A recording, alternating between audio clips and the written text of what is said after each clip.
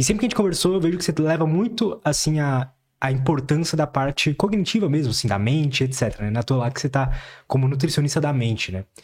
Cara, como é que você vê essa questão da qualidade da nossa mente hoje em dia e essa conexão, assim, com a qualidade da nossa mente hoje em dia? Então a gente vê que tem muita gente ansiosa, deprimida, sei lá, esse tipo de coisa, estressada, sem conseguir focar. E nossos hábitos alimentares hoje, cara. Beleza. Obrigado pela introdução. Né, a especialização em neurociências me ajudou a entender mais ainda a nossa parte comportamental e tudo que influencia nosso organismo e principalmente o nosso cérebro, né? O que eu vejo hoje, Lutz, sendo bem sincero, é que tem muita coisa que tá tipo corrido, né? Com o mundo. O mundo é corrido hoje, né? Cada vez mais a gente tá mais acelerado pela entrega de informações que a gente tem no mundo, né? E também por o famoso não tenho tempo, né? Só que aí tem aquela velha frase, né? Se eu não tenho tempo para cuidar da minha saúde, talvez eu tenha que ter tempo para cuidar de uma doença. E é isso muitas vezes que a gente vê.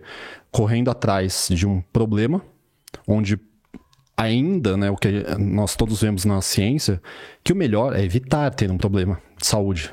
Seja não ter uma ansiedade, não ter depressão, não ter diabetes, não ter obesidade. Só que a gente muitas vezes não está tratando esse não ter. E aí a gente muitas vezes vai ter que se basear na doença para conseguir tirar essas pessoas para melhoria da qualidade de vida. Como nutricionista, acho que a maioria vem para mim como buscando às vezes emagrecimento, ganho de massa muscular, né, que é o clássico, né, do físico, do estético, do resultado. Sem dúvida alguma foi o que eu busquei também durante minha vida. Só que num determinado momento eu falei, bom, tem mais coisa aí porque a gente passou aí por uma pandemia. E aqui, acho que o podcast também veio bem nesse cruzamento, né? A pandemia deu uma florada aí acho que acrescentou muito pra você, né? Nesse tipo de tema, né? Exatamente. Acho que foi um momento... Trouxe à tona, né? Tipo assim, mostrou que isso era um problema, né?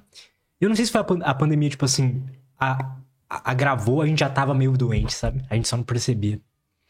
Eu brinco que a gente parou pra olhar, né? Olhar... Às vezes eu brinco que tinha pessoas que estavam na casa, né? Os familiares, aí que a pessoa se dá conta que existem esses familiares.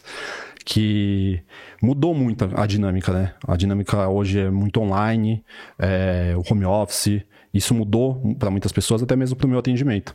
Então eu vejo que teve ali um olhar diferente da minha parte e... acredito que se um momento mesmo que pelo menos reflete, né? Que foi que também eu fiquei mal na pandemia. Eu me exercitei durante muitos anos e de repente na pandemia ali que aconteceu de perder o exercício, porque a academia fechou, massa muscular foi perdida, lesões, né, começaram a ficar à tona e eu falei, cara, parei. Quando reabriu, eu falei, bom, do nada eu fui um dia e senti uma sensação muito diferente. E a sensação boa. Só que eu não sabia mais dessa sensação. Tipo, o nosso cérebro, ele é curioso, porque nós esquecemos das coisas boas, parece. Não é? Total, cara. Às vezes muitas vezes a gente não dá valor à nossa saúde. A não ser quando a gente perde. Esse é o grande dilema da coisa. E aí, quando eu perdi, e não dei conta que perdi, tava mal e não sabia por que tava mal, comia eu sou diferente de muita gente, né, como eu não tenho um apetite, eu não como, né, então ficava horas sem comer e tudo mais, e ali eu falei, alguma coisa mudou quando eu fui fazer exercício. Então foi ali que foi um divisor de águas para eu entender como é que o cérebro se comportou naquele momento para mim. Falei, pô, onde que eu tava, né, nesse momento, esses 10 meses, 6 meses aí que a gente passou. Aí comecei a receber cada vez mais pessoas com ansiedade, com depressão, tendo esses problemas. E as pessoas não sabem muitas vezes, por que eu tenho isso? Aí eu falo assim, agora não... O ideal, que a gente não fique, talvez, vamos entender, não vamos ficar buscando, né, o porquê, mas vamos entender, vamos melhorar. E eu vou te ensinar como melhorar. E agora... Depois que isso estiver solucionado, qualquer coisa você faz aí junto, né? Também uma terapia para entendendo de onde veio isso. Mas possível, e o mais possível, é que a gente se desequilibra em inúmeros comportamentos do nosso dia a dia. A gente se distancia, né, do que a gente... o que era o natural pra gente, né? Exatamente. E é unânime, né, Lutz? Não tem como se dizer que... Não dá pra ter um corpo, né, doente, e um cérebro saudável. E não dá pra ter o inverso também. Então, nosso cérebro, na verdade, é ainda uma conexão, né, do corpo, faz parte do corpo. E eu vejo isso justamente na nutrição, porque não é olhado. A gente só vê o reflexo de um resultado final de vários dias fazendo dieta e ter um resultado estético. Por quê? Olha só como é curioso. Se você ficar 3 horas na academia, 5 horas, seu corpo não muda. Ele não vai mudar. O que vai mudar? Se você ficar meia hora, 1 hora, 4, 5 vezes na semana, por pelo menos aí 3 meses, 6 meses, ali você tem mudança. A comida é a mesma coisa. Então, no dia, às vezes passa despercebido para as pessoas. Ela às vezes fala, não entende mais os comportamentos dela. Ela tá totalmente perdida nos comportamentos dela. Ela tá simplesmente comendo de acordo com o que tá sentindo. E aí o que vem muitas vezes? Uma frustração de acordo com, às vezes, o que ela come. Que é, muitas vezes, o que a gente chama da dieta ocidental. Que é um estímulo muito grande de açúcares, de gorduras saturadas, de excesso de gorduras, de muita caloria, muito estímulo prazeroso, porque tá tudo muito rápido. Por que a gente busca isso, cara? Quando a gente, por exemplo, tá sentindo um pouco estressado, ou um pouco cansado, ou ansioso, ou deprimido, por que a gente busca esse tipo de alimento? E que a gente... Em inglês o pessoal fala, né? Tem o craving, né? Tipo assim, por que a gente tem essa... Eu não sei como traduzir isso, né? Essa vontade, né? Essa vontade de querer estar com aquilo, né, cara? Perfeito. O craving, né? Acho que a melhor tradução para ele seria o desejo. Desejo, boa. Né? Seria Verdade, desejo mesmo. Porque você não precisa, mas é um desejo. Só que antes, vou dizer talvez na década dos nossos avós ali e tudo mais, não era tão fácil conseguir uma bolacha. Não era tão fácil conseguir um bolo. Você ia ter que meter a mão na massa ali. Você ia ter que fazer. Então você teria que estar muito disposto para fazer. Só que hoje a gente consegue aquilo muito rápido e fácil. Aplicativos, mercados, na geladeira, no armário. Às vezes já tem. E barato, né, cara? E barato. Então a recompensa acaba sendo com muito pouco esforço. Então, basicamente, né, o que a gente está buscando ali é recompensa na alimentação para ter alguma sensação prazerosa. Um estímulo de dopamina. Porque a gente não está tendo no nosso dia a dia. E você falou na relação do estresse, naquele momento ali que a pessoa tá estressada, ansiosa, né, no trabalho, em casa. E aquilo ali, momento, né, você tem muita descarga de vários hormônios. Um dos hormônios é o cortisol, que é o hormônio do estresse, mas também você tem ativação de um neurotransmissor que chama glutamato, você tem muita ativação de adrenalina.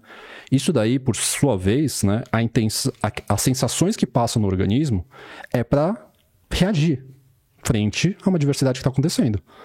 Só que muitas vezes não tem nada físico pra gente fazer. Uma pessoa só tá sentindo aquilo. Tá conseguindo entender? Uhum. Beleza. Aí o que vem o depois?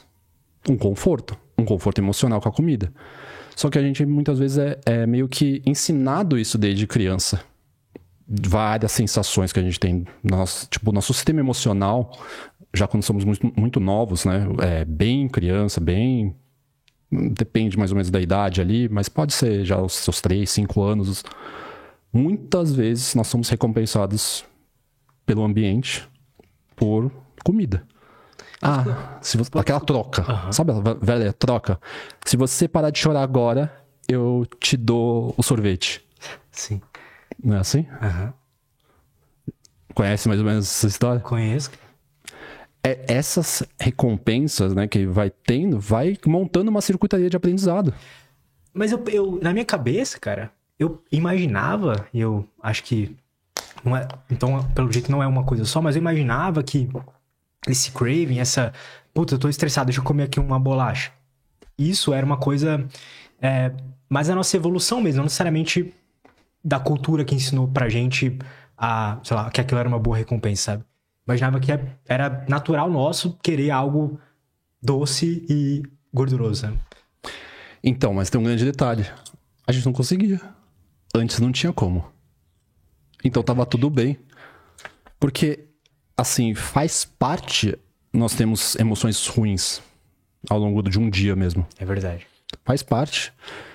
Pode analisar, se você fizer uma trajetória, Lutz, do dia 1 do Lutz até o dia, vamos contar, 10.000, a maior parte dos dias são normais. Poucos são dias bons mesmo. Só que a gente toda hora sente desconfortos ao longo do dia e muitas vezes não sabemos como amenizar esse desconforto. E, infelizmente, o nosso mundo sabe também disso. Então, ele traz recompensa do outro lado.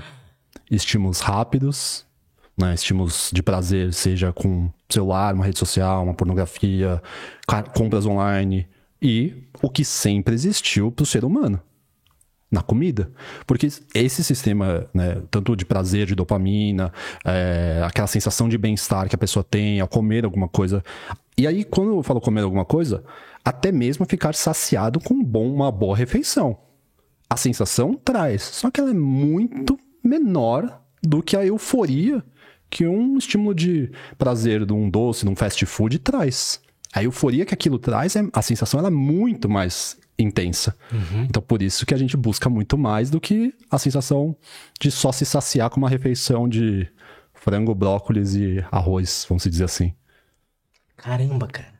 Faz muito sentido isso. Antigamente a gente sentia as emoções ruins e não tinha o que fazer com elas, né? Muitas vezes. Ia fazer sexo, porque não tinha pornografia, não tinha comida, não tinha nada. E também era difícil. Aí também era difícil. Então, conseguir, né, recompensas era muito mais esforço. E esse é um grande desafio, porque as coisas hoje tem com muito menos esforço. E aí vem uma área que o nosso cérebro tem que meio que gerenciar... Meio não, ele tem que gerenciar o mundo. E o cérebro, quando eu falo, é de cada um de nós, tá, Lutz? Não tô falando de, tipo assim, alguém vai mandar. O próprio cérebro tem que mandar em nós mesmos com o ambiente que a gente tá. Só que o grande problema é que ele é safado. Ele gosta dessas recompensas rápidas. E é o que mais faz a gente aprender. Todo hábito que nós temos hoje, alguma coisa você viu como recompensa. Em algum momento. Para aquilo ser consolidado com mais facilidade como um hábito, houve recompensa. Faz todo sentido. Seja financeira, seja reconhecimento, seja a própria comida, né, que traz aquele estímulo, viu recompensa de alguma maneira. A mudança do físico, que foi o que eu falei lá no começo. Agora, dependendo, na verdade, diria a maioria, se não todas, as recompensas realmente boas, elas dependem de esforço. Então, por exemplo, se a gente está falando de um resultado estético, ela depende daquilo ali, que eu falei. E várias vezes se exercitar. E vários dias manter uma boa alimentação. O grande problema é qual? Que as pessoas vão se desanimando pelo percurso que segue a vida. Então, estresse do trabalho, estresse do relacionamento, estresse de uma noite mal dormida, ou várias noites mal dormidas, estresse, seja de trânsito, depende do que essa pessoa faz no dia a dia, estresse, ansiedade que ela sente. Esses desequilíbrios são que a gente sempre vai buscar alguma forma de se regular emocionalmente, seja com comida ou com estímulos. O estresse tá no cerne de tudo, né, cara? Assim, o objeto estressor, né? Pode ser o ambiente, o trabalho, a esposa, sei lá o quê, né? Então, aí vem a grande questão. A gente vive hoje num ambiente mais estressogênico, mais ansiogênico, ou seja, gênese de criar. Então, é um ambiente mais causador disso.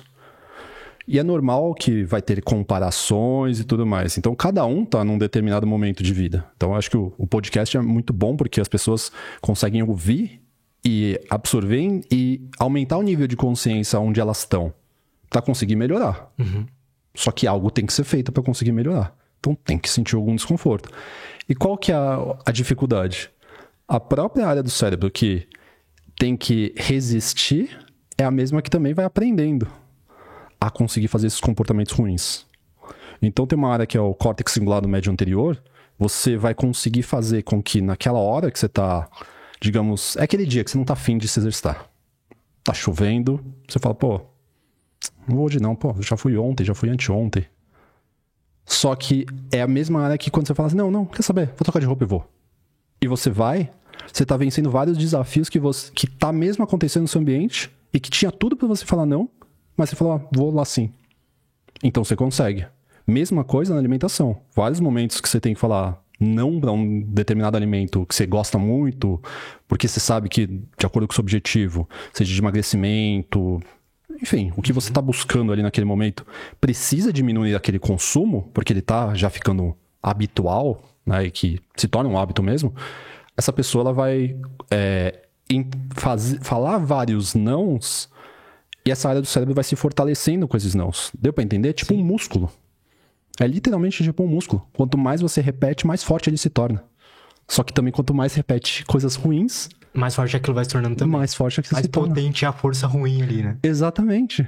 Exatamente. Então, quando você abre muitas exceções, você tá aprendendo a abrir muitas exceções. Então fica difícil você não conseguir mais abrir exceções.